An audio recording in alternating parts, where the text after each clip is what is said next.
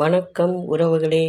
இன்றைக்கி நம்ம பார்க்கக்கூடிய இடம் கோடிலிங்கேஸ்வரர். அதாவது கர்நாடகா சைடில் இருக்கக்கூடிய கேஜப் பகுதியில் இருக்கக்கூடிய ஒரு கோயில். ரொம்ப பிரசித்தி பெற்ற இடமானது இது. போன உடனே அங்கே நாங்கள் வண்டியை பார்க் பண்ணோம். நல்ல விசாலமான இடம் அது. பாருங்கள், இதுதான் அந்த இடம்.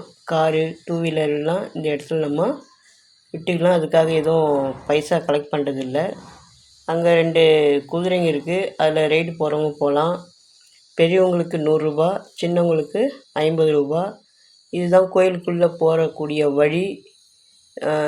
க்யூவில் போனங்க. ஒருத்தருக்கு 20 ரூபா கலெக்ஷன் பண்ணாங்க. 3 பேர் போனோம். 60 ரூபா கலெக்ஷனு. க்யூன்ட்டு பார்த்தோம்னா போயிட்டே தான் இருக்குது. ரொம்ப ஒன்றும் சிரமம் கிடையாது. இதுதான் உள்ளே போனவுடனே என்ட்ரன்ஸுங்க. பாருங்கள், உள்ளே நுழைஞ்ச உடனே லிங்கங்கள்லாம் வச்சுருக்காங்க. எவ்வளோ லிங்கம் பாருங்கள், பார்க்கறதுக்கே அப்படியே மெய் சிலிர்த்து போச்சு. லட்சக்கணக்கில் இருக்குங்க இங்கே லிங்கம். பாருங்கள், அவங்கவுங்க வேண்டுதலை நிறைவேற்றிக்கிறவங்க இந்த இடத்துல ஒரு லிங்கம் வாங்கி வைப்பாங்க. என்ன வரம் வேண்டுறாங்களோ அந்த வரம் பழிச்சதுன்னா உடனே வந்து லிங்கம் வாங்கி வச்சிடுறாங்க.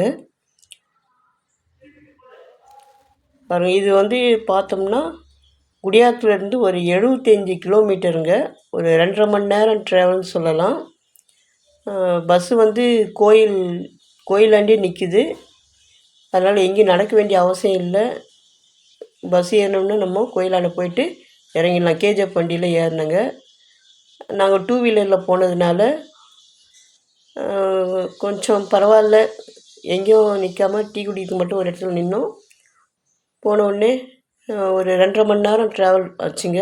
இது வந்து மூலஸ்தானம் கோயிலுங்க. இதுக்கு க்யூ பாருங்கள் எப்படி நிற்கிறாங்க ஜனங்க. மூலஸ்தானம் போகிற இடம். மூலஸ்தானம் சுற்றியும் இந்த சின்ன சின்ன லிங்கங்க, பெரிய லிங்கங்கள்லாம் வச்சுருக்காங்க. எல்லாத்துக்குமே பூஜை பண்ணியிருக்காங்க. மூலஸ்தானம் பேர் தங்கத்திலே செஞ்ச மாதிரி இருக்குது அந்த கோபுரமெல்லாம். அங்கேயும் க்யூ தாங்க. 2 வரிசையில் க்யூ போகுது. இங்கே தமிழ்நாட்டை சேர்ந்தவங்க, கர்நாடகா சேர்ந்தவங்க எல்லாமே எல்லா மதத்தினரும் இங்கே வராங்க. இந்த லிங்கங்களை தரிசிப்பதற்காகவே வராங்க. கோடி லிங்கம் சரியான பேர் வச்சுருக்காங்க. வீக்கோட்டா தாண்டினோடனே இந்த கோயில் தான் இருக்குது. பாருங்கள்,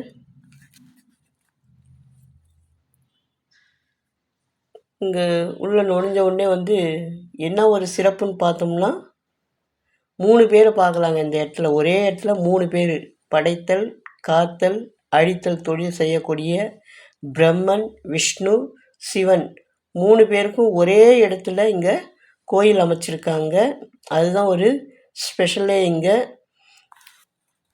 கண்ணுக்கு எட்டின தூரம் பார்த்தோம்னா லிங்கங்களாகவே காட்சியளிக்கிறது. நம்ம ஒவ்வொரு லிங்கத்தை தேடி போக வேண்டிய அவசியம் இல்லை.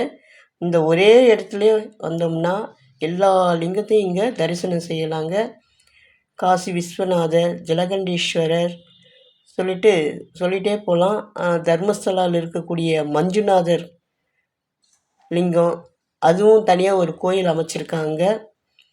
ஜனங்க வந்து ஆயிரக்கணக்கில் வராங்க. பக்தர்கள் வந்து ஆயிரக்கணக்கானவர் வந்து இங்கே தரிசனம் செய்கிறாங்க. பார்க்கறதுக்கே ஒரு கண்கொள்ளா காட்சி, பிரமிப்பு ஊட்டக்கூடிய அளவில் இருக்கிறது.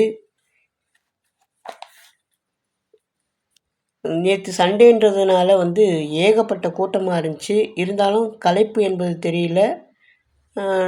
க்யூ வந்து போயிட்டே தாங்க இருந்தது. சிறப்பாக இருந்ததுங்க. அதுக்கப்புறம் பார்த்தோம்னா இங்கே வந்து நெய் விளக்கு பிரசித்தம் பெற்றது. நெய் விளக்கு விற்கிறாங்க. நெய் விளக்கு வாங்கி போடலாங்க. இப்போது மூலஸ்தானத்துக்கு போகிறதுக்காக ஜனங்க வந்து வரிசையில் போயிட்டுருக்காங்க. அந்த மூலஸ்தானத்தை சுற்றிலும் இந்த சிவலிங்கங்கள் இருக்கிறது. பாருங்கள், எல்லாமே பூஜை பண்ணியிருக்காங்க. அவங்கவுங்க வேண்டுதல் வந்து எந்த அளவுக்கு நிறைவேறிட்டு இருந்தால் இந்த அளவுக்கு இருக்கும். நம்ம வெளியே வரவங்களே அந்த சாலையும் மிக அருமையாக இருக்குது. அந்த சாலையில் உள்ள ஒரு 2 கிலோமீட்டர் வரத்துக்கு முன்னாடியே இந்த சிவனுடைய உருவத்தை அங்கங்கே கோபுரம் வச்சுருக்காங்க. அங்கேருந்தே நம்மளை சிவபெருமான் வரவேற்கிறார். இதாங்க மூலஸ்தானம். மூலஸ்தானம் யாரும் எடுக்க மாட்டாங்க, இருந்தாலும் நான் எடுத்தேன். பிரம்மருக்கு தாமரை வடிவிலிருக்கக்கூடிய பிரம்மர் வந்து முதல்ல இருக்கார். 2வது விஷ்ணு இருக்கார். 3வது சிவன் இருக்கார். 3 பேருக்கும் ஒரே இடத்துல தாங்க சிலை வச்சுருக்காங்க. பாருங்கள், நம்மளால் மூலஸ்தானத்தில் உள்ளே இருக்கக்கூடிய அந்த சுவாமியை படம் எடுக்க முடியல. இருந்தாலும் அந்த வெளி இடம் மட்டும் எடுத்திருக்கோம். இதுதான் மூலஸ்தானமே, இதுதான் மெயினாக. பாருங்கள், ஜனங்க தரிசனம் செய்துட்டு போயிட்டே இருக்காங்க.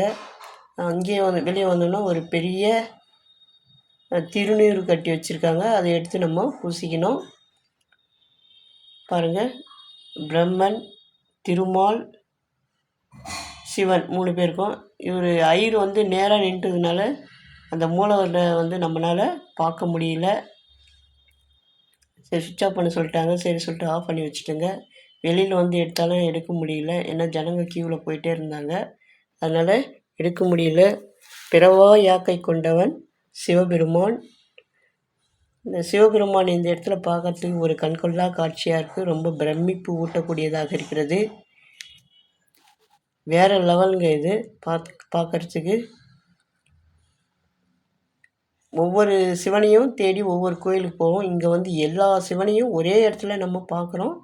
வேண்டுதல்கார் இங்கே கயிறு கட்டுறாங்க. குழந்தை இல்லாதவங்க, திருமணம் ஆகாதவங்க கயிறு கட்டுறாங்க. அடுத்தது இது மஞ்சுநாதர் கோயில்.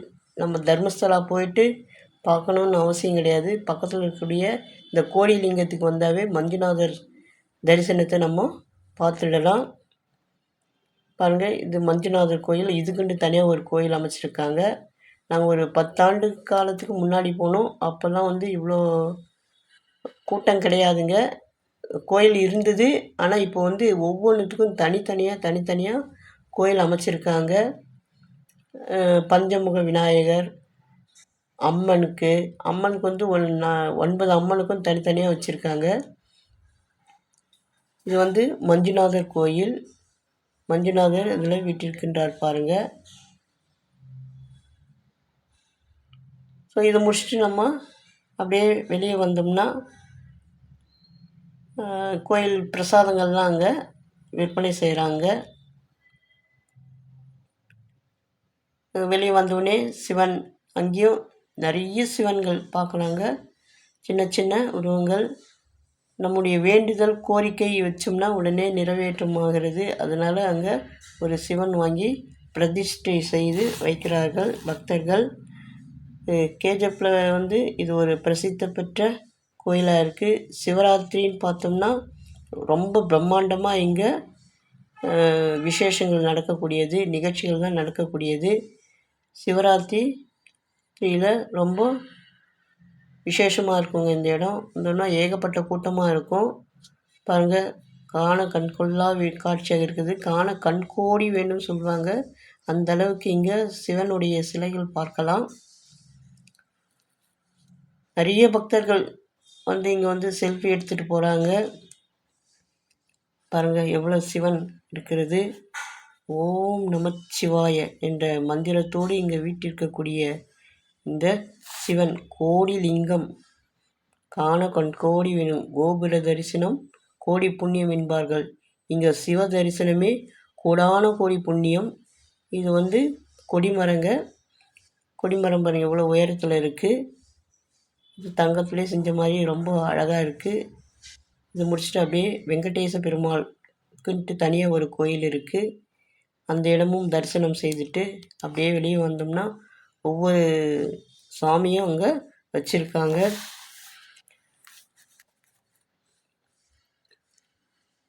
இங்கே ஆயிரக்கணக்கில் மக்கள் வந்து செல்கிறார்கள். பாருங்கள், கொடிமரம். கீழே அந்த நாக தேவதைகளோட சிவபெருமானம் இங்கே வீட்டிருக்கின்றார். பாருங்கள், ஓம் நமச்சிவாய என்று நாமத்தை ஒலித்து கொண்டே பக்தர்கள் இங்கே வலம் வருகிறார்கள். இது அம்மன் சிலை. எல்லா சிலையுமே ரொம்ப அலங்காரமாக அங்கே வச்சுருக்காங்க. பார்க்குறதுக்கே கண்கொள்ளா காட்சியாக இருந்தது. வெளியே வந்தோம்னா அப்படியே விநாயகருடைய சிலையானது அது இருக்கிறது. பாருங்கள், இப்போ தான் வந்து நம்ம பெரிய சிவனை பார்க்க போகிறோம். இது சுற்றி உட்பிரகாரம் சுற்றி இந்த சிலைகள் எல்லாம் அமைக்கப்பட்டிருக்கிறது. பாருங்கள், நாங்கள் போன நேரத்தில் மழை, எங்கே போனாலும் மழையும் எங்களுக்கு தொடர்ந்தே வந்துடுதுங்க. மழை பெஞ்சுது. மழைன்னு பார்த்தா ரொம்ப நேரம் இல்லை, ஒரு 10 நிமிஷம் பெஞ்சு விட்டுடுச்சு. அந்த மழையில் இந்த சிவன்லாம் பாருங்கள் நனைஞ்சு எப்படி இருக்குன்னு பாருங்கள். அப்படியே ஒரு புதுசாக பெயிண்ட் அடித்த மாதிரி அதை சுற்றி அந்த கட்டடங்கள்லாம் இருக்குது. இது தாங்க உயரமான சிவபெருமான். இந்த சிவனுடைய ஹைட்டுன்னு பார்த்தோம்னா 33 மீட்டர் ஹைட் இருக்குது. 105 அடின்னு சொல்கிறாங்க. அது எதிர்க்க பார்த்தோம்னா நந்திகேஸ்வரர் வீட்டிருக்கின்றார். இதுவும் ரொம்ப உயரமாக இருக்குது. நடுவில் சூலமானது வைக்கப்பட்டிருக்காங்க. மக்கள் வந்து இந்த தரிசனத்தை, சிவனுடைய தரிசனத்தை பார்த்து கொண்டிருக்கிறார்கள். பிறவா யாக்கை கொண்டவன் நம்முடைய சிவபெருமான். தமிழை அறிவித்தவனு சொல்லலாம். யாருக்கு? அகத்தியருக்கு தமிழ் சொன்னவன். வடமொழியில் பாணினிக்கு தமிழை கற்றறிவித்தவன்.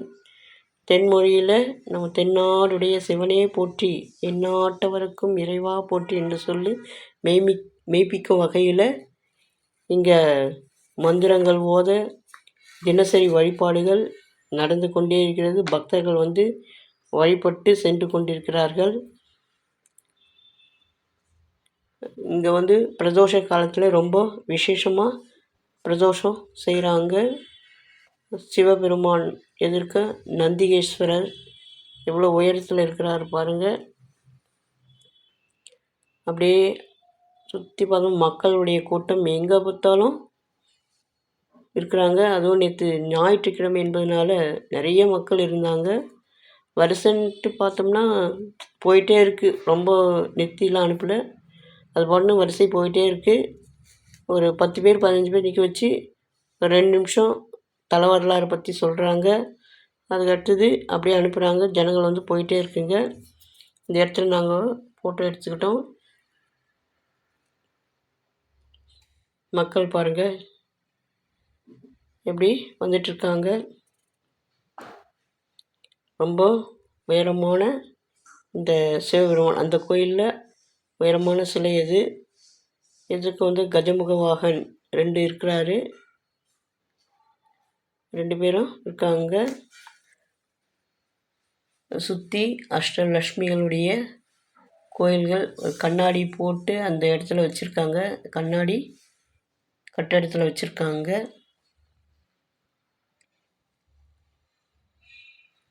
பார்க்குறதுக்கு ரொம்ப அருமையாக இருக்குது. உடம்பே மெய் செலுத்து போச்சு இந்த சிவலிங்கத்தெல்லாம் பார்க்கும்போது. மீண்டும் பிறவா யாக்கை வேண்டும் என்று சொல்வார்கள். நம்முடைய சிவாலயத்தில் வந்து போனோம்னாவே போதும், நமக்கு புண்ணியமானது வந்து சேரும். இதை சுற்றி பார்க்கறதுக்கு ஒரு 2 கிலோமீட்டர் இருக்குங்க. அந்த அளவுக்கு அவ்வளோ தொலைவில் வந்து ஃபுல்லாக எங்கே பார்த்தாலும் கண்ணு கெட்டிய தொலைவில் இந்த சிவலிங்கம் வைக்கப்பட்டிருக்கிறது. உங்களுக்கும் முடிஞ்சால் நீங்கள் வந்து பாருங்கள் இந்த இடத்த. ரொம்ப அருமையான இடங்க.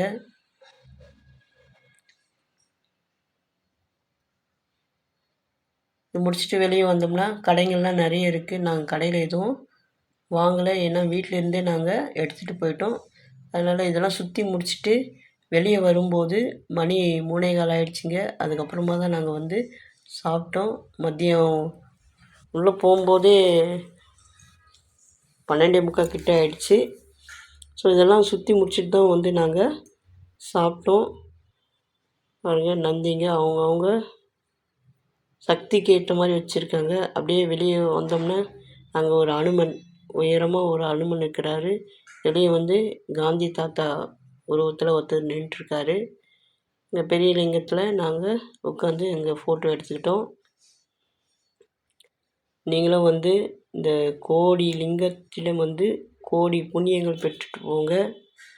கேஜப்பு பஸ்ஸு வந்து கோயில்கிட்டே தாங்க நிற்கிது.